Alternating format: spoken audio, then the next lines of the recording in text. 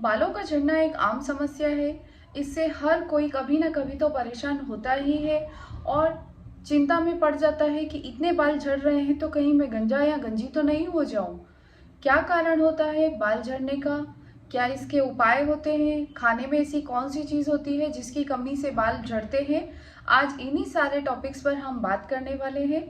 Hello दोस्तों, मैं हूँ डॉक्टर अंजलि। आज मैं आप सभी की एक कॉमन प्रॉब्लम हेयर फॉल पर बहुत ही डिटेल में अच्छे से डिस्कस करने वाली हूँ। वीडियो को एंड तक ज़रूर देखिए। सबसे पहले हम ये बात करेंगे कि अगर आप हेयर फॉल की समस्या से परेशान हैं, यानी कि आपके बाल झड़ रहे हैं, तो सबसे पहले आपके बाल झड़ने की कंडीशन को आप समझें कि आपके प्रतिदिन कितने बाल झड़ रहे हैं।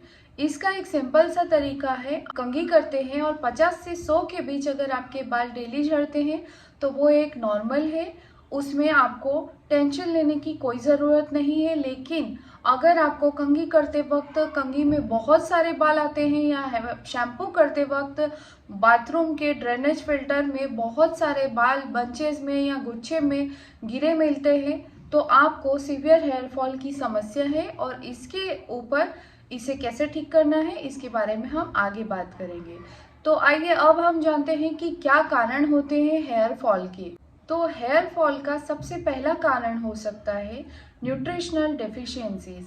अगर आपके खाने में vitamin B12, vitamin D3, zinc और बायोटीन की कमी होती है तो उस वजह से आपको सीवियर हेयर फॉल की समस्या देखने को मिल सकती है। सेकेंड कॉज होता है हेयर फॉल का इमोशनल स्ट्रेस। अगर आप किसी लंबे समय से किसी स्ट्रेस यानी कि तनावपूर्ण स्थिति से गुजर रहे हैं तो उस स्थिति में भी आपको हेयर फॉल की समस्या हो सकती है। फिजिकल स्ट्रेस भी एक कॉमन कॉज है हेयर फॉल का। अगर आप बहुत ज़्यादा कोई फिजिकल वर्क करते हैं, अपनी बॉडी पे बहुत ज़्यादा प्रेशर आता है, उस वजह से भी आपको हेयर फॉल की समस्या का सामना करना पड़ सकता है। नेक्स्ट कॉज होता है हार्मोनल चेंजेस। जब हमारी बॉडी के हार्मोन्स किसी सिचुएशन में उनके लेवल्स बढ़ते या घटते हैं तो उस वजह से भी हेयर फॉल होता है। लाइक अगर आपको थायराइड लेवल्स बढ़ गए होते हैं, थायराइड की समस्या आ गई है, तो उस वक्त पे आपको हेयर फॉल देखने को मिल सकता है। दूसरा, कई बार महिलाओं में चाइल्ड बर्थ यानी कि बच्चे के जन्म के बाद भी हेयर फॉल की समस्या देखने को मिलती है। किसी महिला का अगर अबॉर्शन होता है, वो स्ट्रेसफुल कंडीशन से गुजरती है और उसी अबॉर्शन के टाइम पे उसके हार्मोनल चेंजेस भी होते हैं, उस वजह से हेयर फॉल हो सकता है। या फिर महिलाओं में मेनोपॉज यानी कि पीरियड्स जब बंद होते हैं, लगभग 45 से 50 की उम्र के बीच जब पीरियड्स बंद होते हैं तब भी हेयर फॉल देखने को मिल सकता है। इसके अलावा अगला कारण हो सकता है मेडिकेशंस। कुछ मेडिकेशंस ऐसे होते हैं जो हेयर फॉल को स्टिमुलेट कर देते हैं, जिससे कि हमारे बहुत जल्दी हेयर फॉल होने लगता है और हमारा स्कैल्प विजिबल होने लगता है। ऐसे मेडिकेशंस में अक्सर कैंसर रिलेटेड जो भी मेडिकेशंस होते हैं, जो कैंसर के ट्रीटमेंट के लिए यूज होते हैं, उन मेडिकेशन से हेयर फॉल हो सकता है।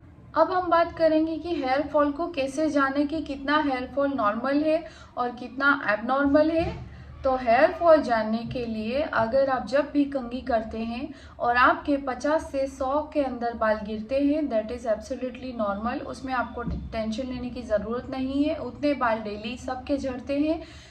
लेकिन अगर इससे बहुत ज़्यादा बाल आपके झड़ रहे हैं, आपको जब भी आप बालों में इस तरह हाथ लगा रहे हैं, हाथ में बाल ही बाल आ रहे हैं, या कॉम्ब करते टाइम, कंघी करते टाइम आपके बहुत सारे बाल गिर रहे हैं, नीचे आपके जहाँ पर आपने खड़े होके किया है वहाँ पर बहुत सारे बाल गिरे हुए हैं, बंचेस में गिरे हुए हैं, या आपने जब भी हेयर वॉश किया है, शैम्पू किया है तो बाथरूम में बहुत सारे बाल हैं, या ड्रेनेज फिल्टर में बहुत सारे बाल फंस गए हैं, तो that is severe hair fall. और इससे आपको डरने की बिल्कुल ज़रूरत नहीं है। ये एक टेम्परेरी कंडीशन होती है, इससे आपके बालों की रूट्स को कोई नुकसान नहीं होता है।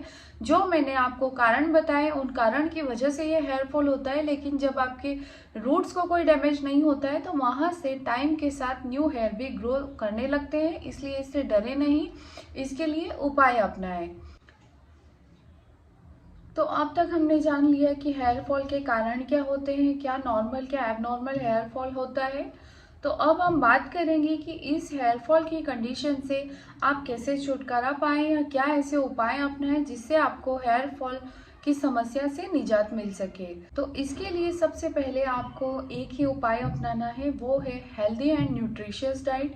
ऐसी डाइट लें जिसमें आपको सभी चीज़ें मिले, जैसे कि फ्रूट्स खाएं, सलाद खाएं, हर चीज़ इक्वल प्रोपोर्शंस में ले ताकि उससे आपको सभी तरह का न्यूट्रिशन मिले जो आपकी हेयर ग्रोथ के लिए और हेयर की हेल्थ के लिए बहुत ज़रूरी है। एक्सरसाइज करें, कई बार एक्सरसाइज करने से ब्लड सर्कुलेशन प्रॉपर होता है जिससे आपके हेयर हेल्दी होते हैं और हेयर फॉल की समस्या से छुटकारा मिलता है। इसी के साथ एक्सरसाइज करने से आपको इमोशनल एंड फिजिकल स्ट्रेस में भी आराम मिलता है। सप्ताह में 2 बार आपको हेयर वॉश करना है, वो भी माइल्ड शैम्पू से। बहुत ज़्यादा हेयर वॉश नहीं करें, उससे स्कैल्प ड्राई होने लगता है। एटलीस्ट वीक में 2 बार हेयर वॉश करें और माइल्ड शैम्पू का यूज़ करें। हर दिन हेयर वॉश नहीं करें, इससे स्कैल्प ड्राई होने लगता है और हेयर फॉल की समस्या बढ़ जाती है। अगर आप हेयर फॉल की समस्या से गुजर रहे हैं तो ऐसे में कोई भी हेयर ट्रीटमेंट या हेयर पर केमिकल ट्रीटमेंट से बचें, जैसे कि hair smoothening, keratin treatment, hair colour. ये सभी आपके हेयर फॉल को और बढ़ा देंगे और आपका और हेयर फॉल बढ़ने की वजह से आपका स्कैल्प विजिबल होने लगता है। अगर आप हेयर फॉल की समस्या से गुजर रहे हैं तो ऐसे में बालों को टाइट बांधना बंद करें। टाइट हेयर स्टाइल्स जैसे कि बन हुआ या टाइट पोनी टेल बांधा आपने, वो सब अवॉइड करें। बालों को एकदम ढीला ढीला बांधे, ढीली पोनी बांधे या बालों को खुला छोड़े। नेक्स्ट, ऐसा क्या करें जिससे आपके हेयर फॉल की समस्या और नहीं बढ़े।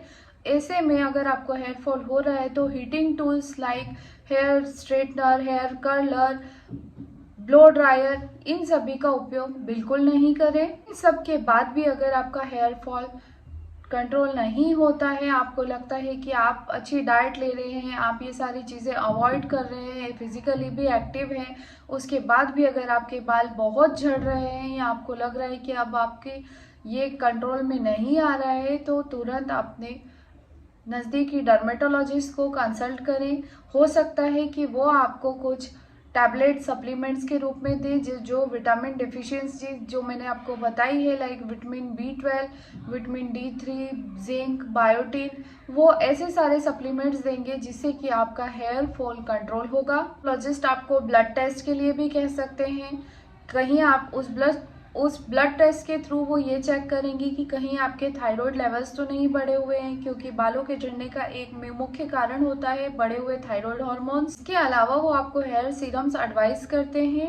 सो डोंट वरी, ये एक टेम्परेरी कंडीशन है, इससे आप छुटकारा पा सकते हैं। सिर्फ आपको कुछ डाइट मॉडिफिकेशंस करने हैं, एक्सरसाइज करनी है, अपने हार्मोन लेवल्स को ध्यान रखना है। आई होप आपको ये वीडियो अच्छा लगा होगा। मैंने जो आपको हेयर फॉल से रिलेटेड जानकारी दी है वो आपको समझ में आई होगी, और अगर आप हेयर फॉल से गुजर रहे हैं तो आप उस पर जल्दी ही कंट्रोल कर लेंगे। वीडियो अच्छा लगा है तो इसे लाइक करें, चैनल को सब्सक्राइब करें और अपने फैमिली एंड फ्रेंड्स में शेयर करना ना भूलें। मिलते हैं नेक्स्ट वीडियो में। Bye bye.